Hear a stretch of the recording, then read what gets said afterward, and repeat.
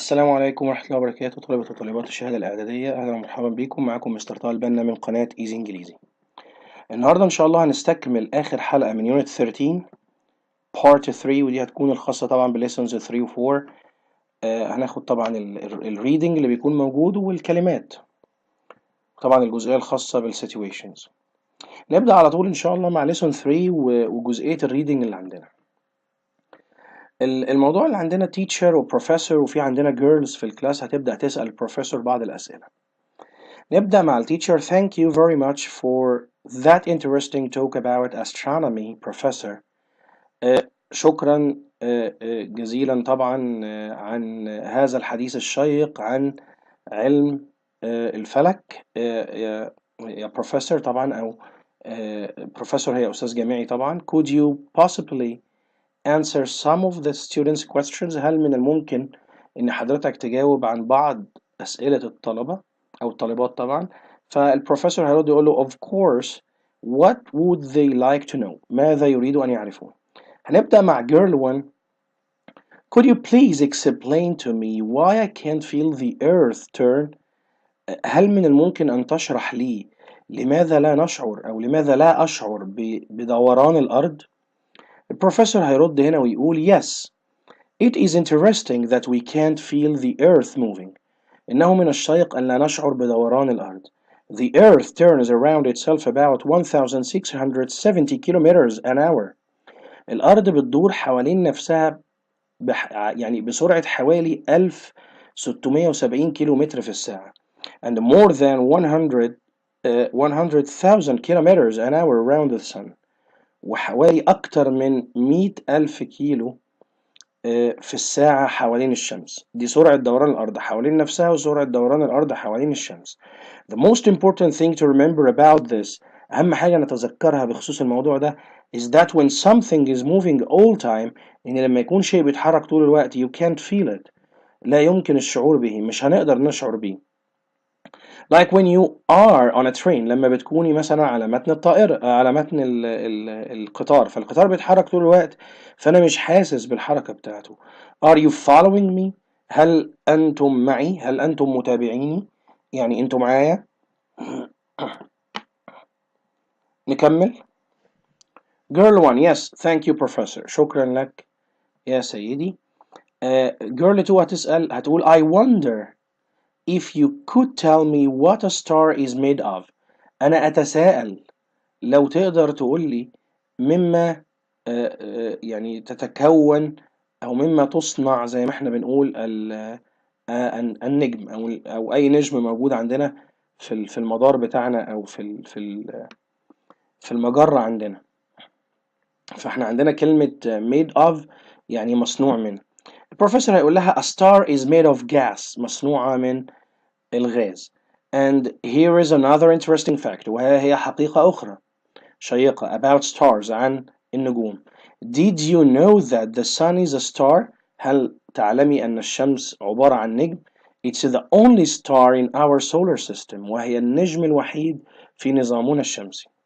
فجيرل 2 هتكمل أو هترد عليه I didn't know that، لم أكن أعلم ذلك. Thank you professor، شكرا لك يا أستاذي. Teacher هيسأل any more questions؟ Yes سلمى. أي أسئلة؟ ماشي يا سلمى، اتفضلي. فجيرل 3 اللي هي سلمى هتسأل I'd like to know if you like your job. أود أن أعرف هل تحب وظيفتك؟ Oh, I love my job. أنا أعشق مهنتي أو وظيفتي. But like many astronomers، لكن كالعديد من الفلكيين أو علماء الفلك، these days هذه الأيام most of my work، معظم عملي hours أو معظم ساعات عملي are in front of a computer، أمام الحاسوب أو الحاسب الآلي. My favorite part of the job، جزئي المفضل بخصوص وظيفتي is when I use a telescope، عندما أستخدم التلسكوب at an observatory، في المرصد. Because then I look at the thousands of stars، لأن في الحالة دي أنا ببص على آلاف النجوم.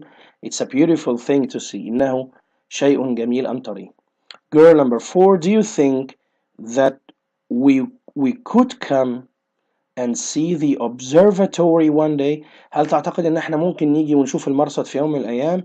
professor هيرد عليها ولا yes of course نعم طبعا. let me speak to your teacher and واحنا هنشوف، خلينا نتكلم مع مدرسك وهنشوف we'll see what we can do about a visit. هنشوف هنقدر نعمل ايه بخصوص هذه الزيارة. هنا بتنتهي جزئية الريدنج، بس عندي جزئية ريدنج تانية خاصة بنفس الموضوع تقريبا موجودة عندي في الورك بوك في page 17. تعالوا نشوف. A scientist visited our school today. عالمة زارت مدرستنا اليوم. طبعا أنا عرفت منين إنها عالمة عشان هيقول لي هنا and we all asked her، وكلنا سألناها اهي some questions، بعض الأسئلة. I asked her why the sky was blue. أنا سألتها لماذا السماء زرقاء. She said that it was because we see blue light from the sun. لأن إحنا بنشوف أو بنقدر نشوف الضوء الأزرق فقط من الشمس. Mona asked her what clouds were made of. منى سألتها مما تصنع السحب. السحب مصنوعة من إيه؟ The scientist said that clouds were made of tiny pieces of ice and water. العالمة قالت لنا إن الكلاودز السحب مصنوعة من tiny pieces أجزاء صغيرة جدا أو قطع صغيرة جدا من الجليد والماء. Layla then asked her how cold it got in the desert. وليلى سألتها ما هي درجة الحرارة أو كيف تكون قسوة البرودة في الصحراء. جاوبتها وقالت that it was sometimes 0 Celsius or colder at night. إن أحيانا بتكون درجة الحرارة 0 سيليزية أو أبرد كمان في الليل. Finally في النهاية Layla asked the scientist if we would grow vegetables in a lot more of the desert one day. ليلى سألت العالمة لو كنا نقدر إن احنا نزرع خضروات أكتر في الصحراء في يوم من الأيام. She said that وهي قالت لها this was possible، ده متاح وممكن، but that it would be very difficult، ولكنه بيكون صعب جدا. It was an interesting lesson، كانت حصة أو درس شيق. and we all learned، وكلنا تعلمنا a lot of interesting facts، العديد من الحقائق الشيقة. جميل، نبدأ مع بعض بقى language notes اللي عندنا عن listening. عندي turn و turn الأولانية يلف أو يدور، زي مثلا the earth turns around itself، الأرض تدور حول نفسها. وعندي turn اللي هي بمعنى دور، I waited for my turn to get on the bus، أنا انتظرت في دوري حتى أصعد إلى الحافلة أو إلى الأتوبيس. فهنا turn بتيجي بمعنى دور. round و around، احنا خدنا round يعني دائري أو مستدير، زي our moon is round، القمر بتاعنا مستدير. لكن around معناها حوالي، زي مثلا the earth turns around itself at about 1670 kilometers per an hour، إن الأرض تدور حول نفسها في حوالي أو بسرعة حوالي 1670 كيلومتر في الساعة. The earth turns around the sun، الأرض تدور حول الشمس. يبقى هنا كلمة حول أو حوالي وراوند دائري أو مستدير. وخلي بالي إن ال A بتاعت around لازقة فيها، يعني مفيش مسافة، هي كلمة واحدة around. جميل. wonder wander، هي في اختلاف بسيط قوي في النطق، لكن يعني غير ملحوظ قوي ومش هتسأل فيه. انا ما بتسألش oral، يعني محدش بيجي يمتحني شفوي. ف wonder يتساءل او يتعجب، زي I wonder if you could tell me what a star is made of. انا اتعجب او انا اتساءل لو تقدر تقول لي او تخبرني مما تصنع النجم، مما يصنع النجم. فدي خلي بالك كمان ما بيبقاش فيه question mark عشان بس الموضوع يبقى واضح، عشان punctuation بتاعنا يكون صح. wander اللي هي معناها يتجول، يمشي في المكان. I wandered a lot during my visit to أسوان، أنا تجولت كثيرا أثناء زيارتي لأسوان. طيب let و allow، يدع يترك، دي let، ويسمح اللي هي allow. مفيش فرق في الاستخدام قوي غير ان allow بيجي بعدها مفعول ويجي بعدها to. بس خلينا الاول نبدا بلت. let برضو بيجي بعدها مفعول او ضمير مفعول، زي هنا let me يعني مفعول به، ماشي، يعني let us مثلا، دعنا او اتركنا، هيا بنا. لا احنا دايما بنستخدمها مع المفعول. ف let me speak to you your teacher، دعني أتحدث إلى معلمك. فهنلاقي بعدها مفعول وبيجي بعدها الفعل في المصدر verb infinitive أو infinitive verb زي ما احنا بنقول.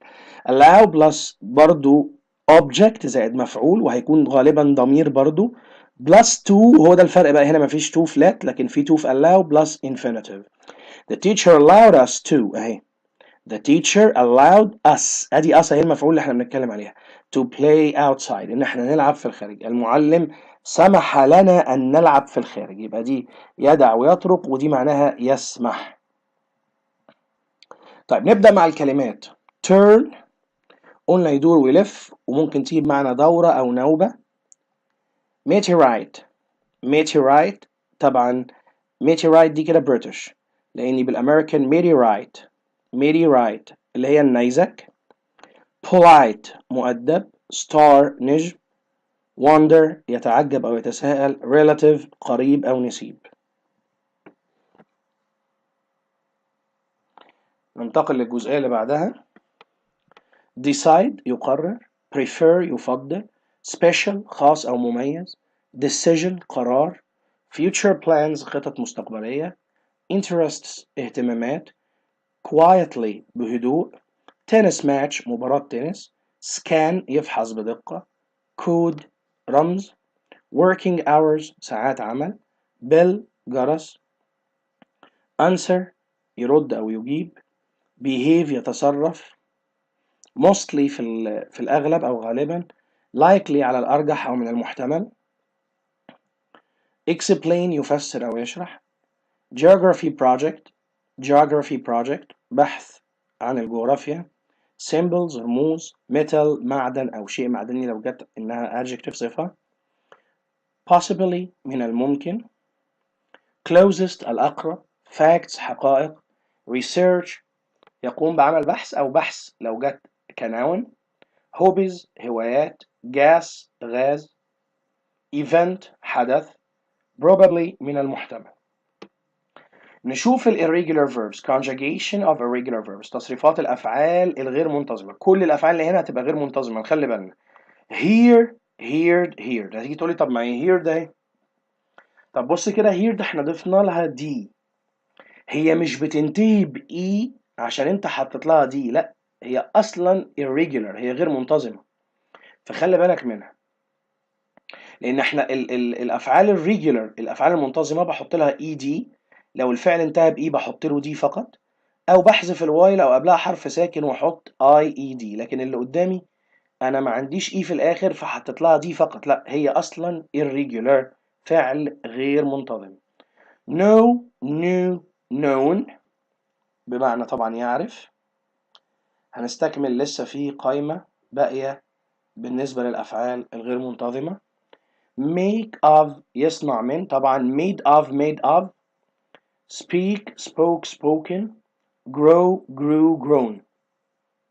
طيب words and opposites الكلمة وعكسها. move quickly هيبقى عكسها move slowly. put up put down. move stop. likes dislikes الأشياء المفضلة الأشياء الغير مفضلة. مش شرط إنها تبقى likes يحب يعني هي جاية كنون يعني. طيب تعالوا نشوف ال expressions and the prepositions عشان سؤال ال choices. feel the earth turn يشعر أن الأرض تدور. turn at space an hour space اللي هي مسافة يعني، فتلف أو تدور بسرعة كذا في الساعة. هنا المفروض بحط الرقم. be made of مصنوع من، هنا be المقصود بها is يعني مثلا أقول it is made of هي مصنوعة من. تمام، مش شرط طبعا أقول it بس يعني أو is بس، ده مجرد اقتراح يعني. think of يفكر. for so long لمدة طويلة. wait for ينتظر شخص أو شيء. get on the bus يستقل الأتوبيس. turn around at وبقول كيلومتر per an hour يعني تدور بسرعة كذا، وهقول هنا السرعة كيلومتر في الساعة. put up your hand ارفع ايديك. call out يصيح أو يصرخ. polite to مؤدب مع. go on holiday يذهب في أجازة. answer to إجابة لي.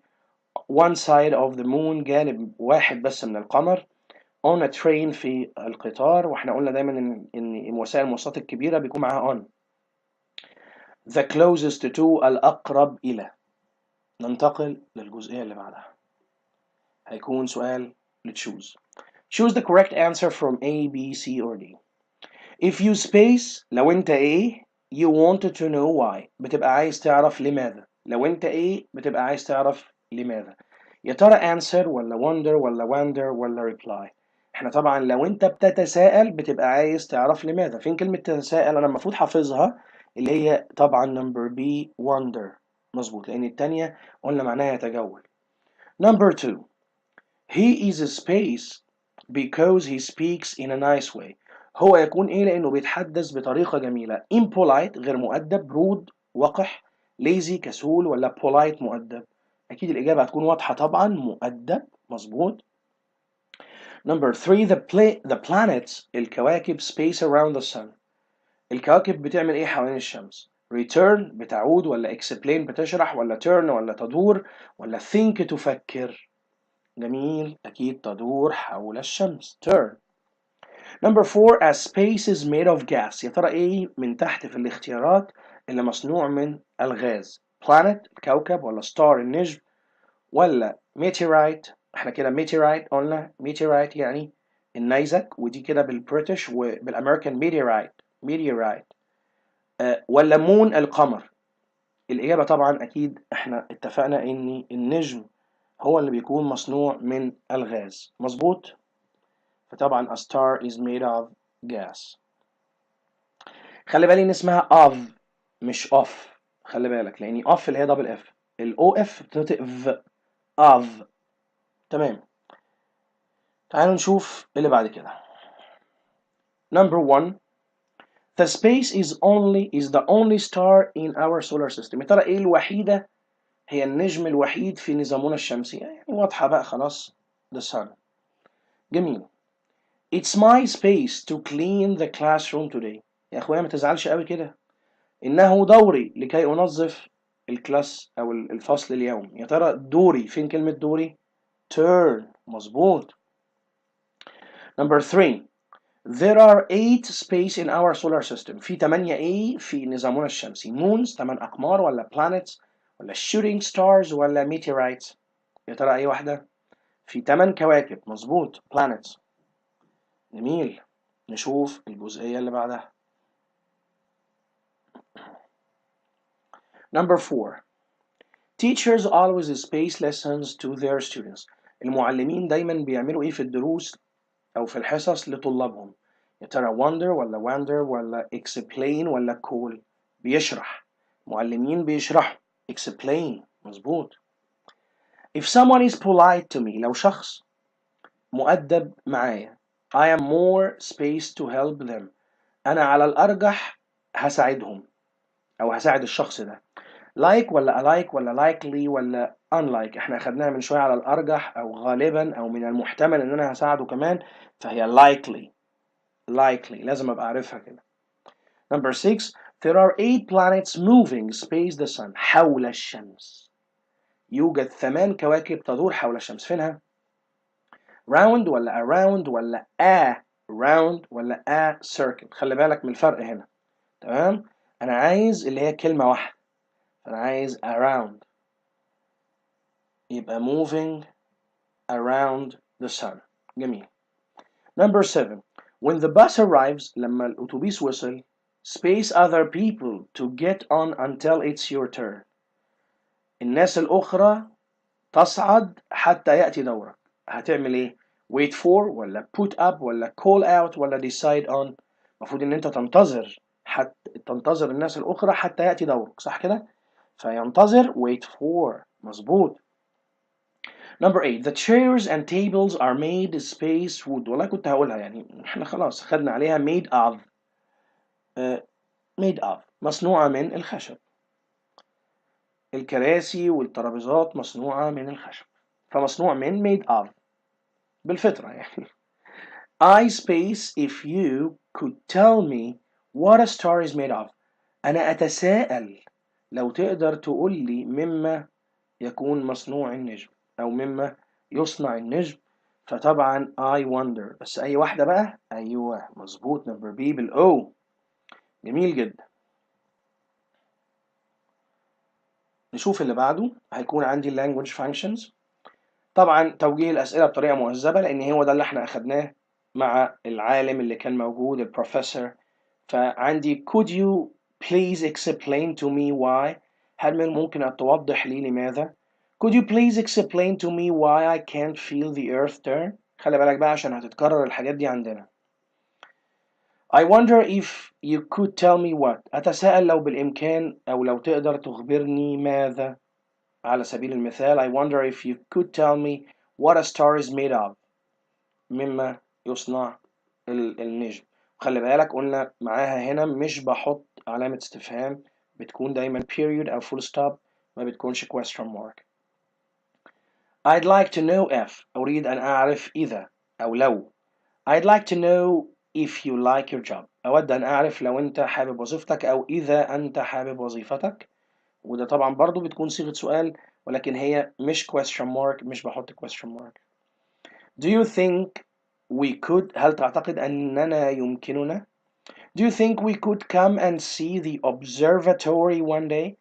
هل تعتقد أنه يمكننا أن نأتي يوما من الأيام ونشاهد أو نشوف المرصد. دي الأربع أسئلة أو الأربع طرق المهذبة لتوجيه الأسئلة. تعالوا نشوف الريرايت.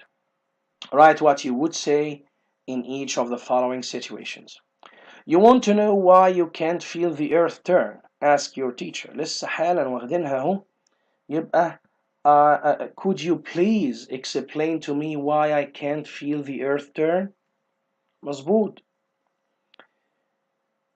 You want to know if your friend likes his job. صديقك بيحب وظيفته ولا لا. يبقى I'd like to know. I'd like to know if you like your job. أود أن أعرف إذا لو أنت تحب وظيفتك. You want to know whether اللي هي لو برضو يعني you could visit رانيا on Friday. دي بقى حاجة بره الصندوق شوية، بس أنت هتطلب من مامتك أو هتطلب من باباك بأسلوب مهذب، فبرضو could هسأل could I visit رانيا on Friday. هل لي أن أزور رانيا يوم الجمعة القادمة. هي طبعا مفيش القادمة، مفيش next، ولكن on Friday أكيد طبعا جمعة القادمة يعني. You want your teacher to explain something you don't know. تريد من معلمك أن يشرح لك شيئا أنت لا تعرفه. ممكن طبعا أقول I wonder أو could you please، ما فيهاش مشكلة. يعني ممكن أقول برضو I wonder عادي جدا يا جماعة. could you please explain that to me. Could you please explain that to me. جميل جدا. احنا هنا بنكون وصلنا لنهاية Unit 13 الحمد لله. إن شاء الله في انتظار حلقة Unit 14. يا ريت ما ننساش لايك وشير وما نحرمش الغير. ما ننساش كمان سبسكرايب في القناة. دعمكم لينا دايما بيساعدنا في الاستمرارية، بنتشجع، بنحس بتعليقاتكم ان انتوا حابيننا، ان انتوا حابين ان احنا نكمل. فيا ريت ما تحرموناش دايما من الدعم ده، وان شاء الله دايما اشوفكم على خير، والسلام عليكم ورحمة الله وبركاته.